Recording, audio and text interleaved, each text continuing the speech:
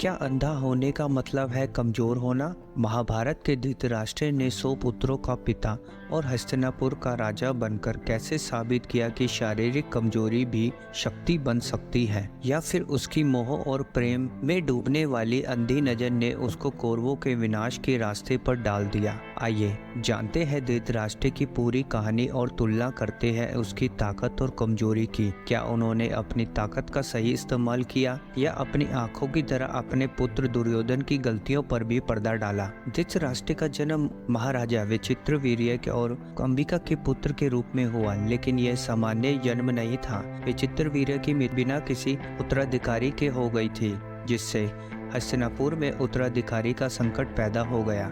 ऐसे में सत्यवती ने अपने पुत्र वेदव्यास को बुलाया और उसने कहा कि यह विचित्रवीर्य की विधवाओं अंबिका और अंबालिका को नियोग प्रक्रिया द्वारा संतान दे, ताकि हस्तिनापुर को उसका राजा मिल सके। वेदव्यास का रूप भयंकर और डरावना था, जिससे वह अंबिका के पास गया तो वह डर से अपनी आंखें बंद कर ली। इसी कारण उसके गर्भ से अंधा पुत्र पैदा हुआ था। वह धृतराष्ट्र था, जिसका नाम इसलिए रखा गया क्योंकि वह राज्य धारण करने वाले व्यक्ति थे, लेकिन जन्म से अंधे थे। उनका अंधत्व शारीरिक रूप से उन्हें कमजोर बना सकता था, लेकिन उनका जीवन इसके ठीक उलट था। भले ही धृतराष्ट्र जन्म से अंधे थे, लेकिन उनके शारीरिक बल की तुलना नहीं की जा सकती।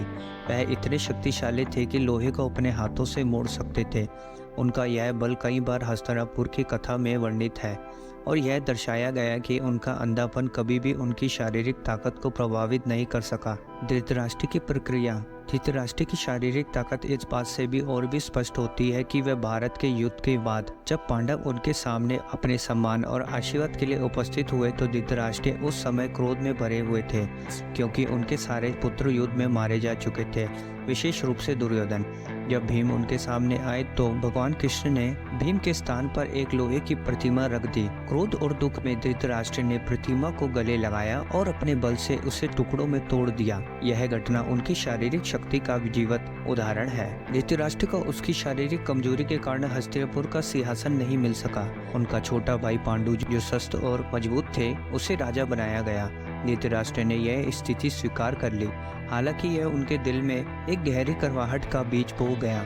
पांडु के शासनकाल के दौरान धृतराष्ट्र को हमेशा हस्तिनापुर के मामले में दखल रहा।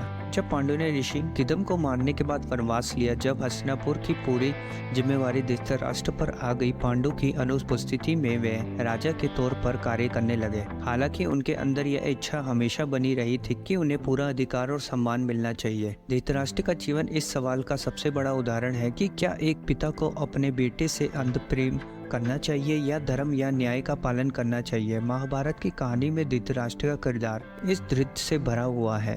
धृतराष्ट्र ने जीवन में सबसे बड़ी चुनौती तब आई जब उनके पुत्र दुर्योधन और पांडवों के बीच संघर्ष शुरू हुआ।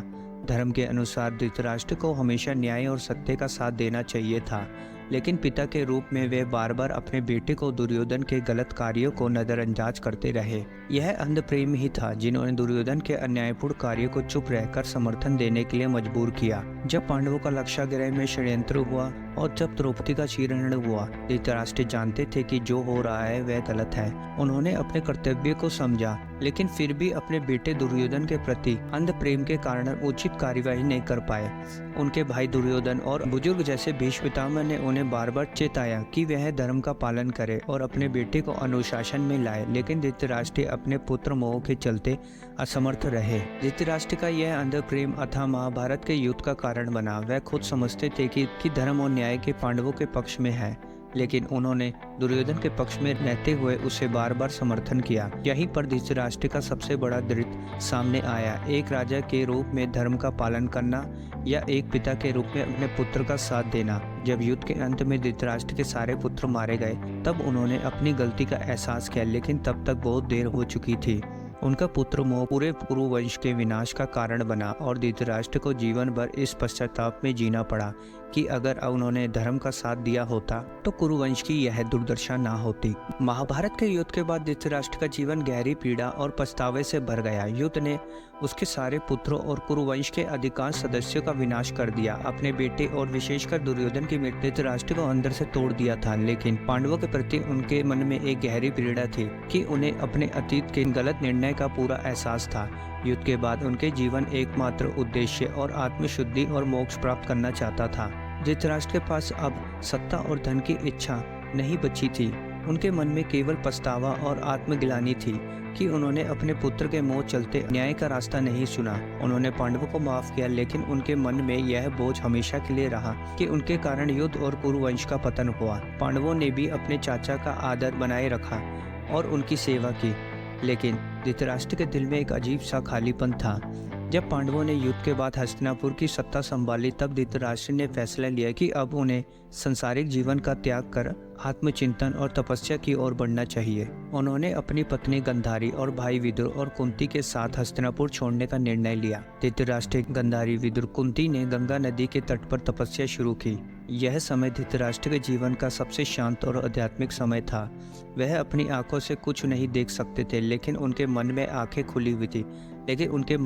खुली हुई थी। वह अपने अतीत के कर्मों को विश्लेषण करते और उनकी मुक्ति पाने की कोशिश करते।